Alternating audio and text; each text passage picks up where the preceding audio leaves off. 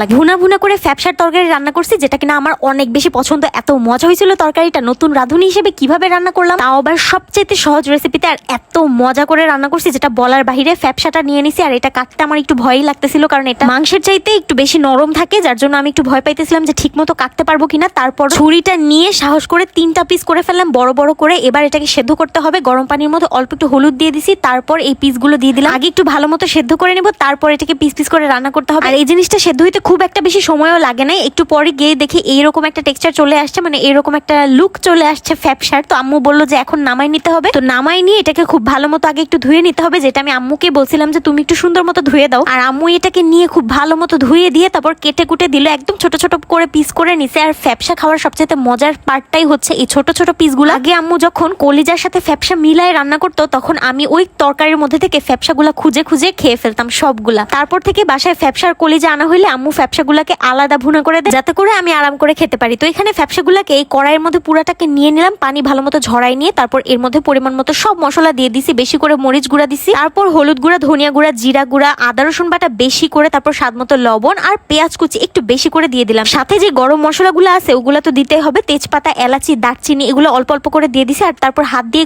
ভালো মতো মিক্স করে নিচ্ছিলাম। মিক্স করার সময় আম্মু আবার আমাকে বলতেছিল যে দেখিস হাত জ্বলবে কিন্তু, তারপরও আমি মিক্স করছি। আমি রান্না করছি এমন একটা ফিল পাই, তো ভালোই লাগতেছিল নিজের রান্না করা খাবার খেতে। তো খুব ভালো মতো মিক্স করে নিলাম, আর তারপর আম্মু পরিমাণ মতো একটু তেলটাও দিয়ে দিছি। এভাবে করে সব মাখায় টাখায় ফ্যাপসা রান্না করা অনেক বেশি ইজি। আমি আগেও আম্মুকেও এভাবে রান্না করতে দেখছি, আর আজকে যখন আমি রান্না করার বায়না ধরলাম, তো আম্মু বললো যে এভাবেই তুইও রান্না কর। তো ফ্যাপসাগুলো সব মাখায় টাখায় কিন্তু ঢাকা দিয়ে রেখে দিয়েছিলাম, আর অমনি এটা রান্না হচ্ছে। অল্প একটু পানি দিয়ে এটাকে নেড়ে চেড়ে এবার ঢাকা দিয়ে রেখে দিব, অল্প আছে এটা এভাবেই রান্না হতে থাকবে। আর তারপর মোটামুটি 15 থেকে 20 মিনিট রান্না করার পর আমাদের ফ্যাপসা ভুনাটা কিন্তু একদম রেডি হয়ে গেছে। একদম শুকনা শুকনা করে রান্না করছি, যেটা আমার কাছে অনেক বেশি ভালো লাগে। যদি কোনো নতুন রাঁধুনি আমার আজকের ভিডিও দেখে থাকেন, তাদের জন্য তো এই ভিডিওটা সবচাইতে মজার একটা ভিডিও হতে যাচ্ছে, কারণ খুব সহজে দেখেই বানাই ফেলতে পারবেন। ফ্যাপসা আমার কাছে এমন একটা খাবার মনে হয় যেটা খুব সহজে রান্না করা যায়, আর খাইতে এত বেশি মজা। গরুর মাংসের চাইতেও আমার গরুর ফ্যাপসাটা বেশি ভালো লাগে। সাথে কিন্তু অনেক ঝাল একটা কাঁচামরিচও নিয়ে নিছি। একটা নলা ভাত নেওয়ার পরে সাথে সাথে কাঁচামরিচটা কামড় দিচ্ছি, এত বেশি মজা লাগতেছিল। আর সবচেয়ে বড় কথা কি জানেন, নিজের হাতে রান্না করা খাবার খাওয়ার মজাটাই অন্যরকম। মনে হয় কত স্পেশাল কিছু খাচ্ছি, মানে নিজে কষ্ট করে রান্না করার পর খাইতে আসলেই মজা লাগে। আজকের ভিডিওটা আমার কাছে সবচাইতে বেশি স্পেশাল হয়ে থেকে যাবে, কারণ আমার রান্না করা খাবার মজা হয়েছে।